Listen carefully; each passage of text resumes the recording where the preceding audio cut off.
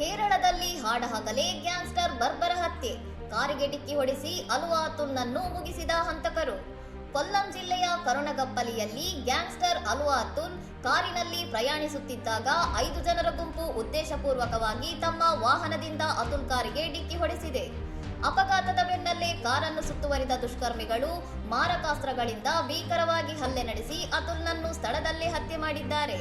ಹತ್ಯೆಯಾದ ಅಲುವಾತುಲ್ 2025ರಲ್ಲಿ ನಡೆದಿದ್ದ gang leader gym Santosh ಕೊಲೆ ಪ್ರಕರಣದ ಪ್ರಮುಖ ಆರೋಪಿಯಾಗಿದ್ದು, ಇತ್ತೀಚೆಗಷ್ಟೇ ಜಾಮೀನಿನ ಮೇಲೆ ಹೊರಬಂದಿದ್ದನು.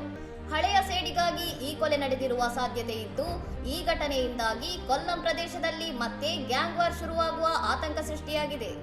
ಘಟನಾ ಸ್ಥಳಕ್ಕೆ ಪೊಲೀಸರು ಭೇಟಿ ನೀಡಿ ಪರಿಶೀಲನೆ ನಡೆಸಿದ್ದು, ತಲೆಮರೆಸಿಕೊಂಡಿರುವ 5 ಆರೋಪಿಗಳ ಪತ್ತೆಗಾಗಿ ಬಲೆ ಬೀಸಿದ್ದಾರೆ. ಇನ್ನಷ್ಟು ಸುದ್ದಿಗಳಿಗಾಗಿ ನೋಡ್ತಾ ಇರಿ ಸೌರಂ ಟಿವಿ.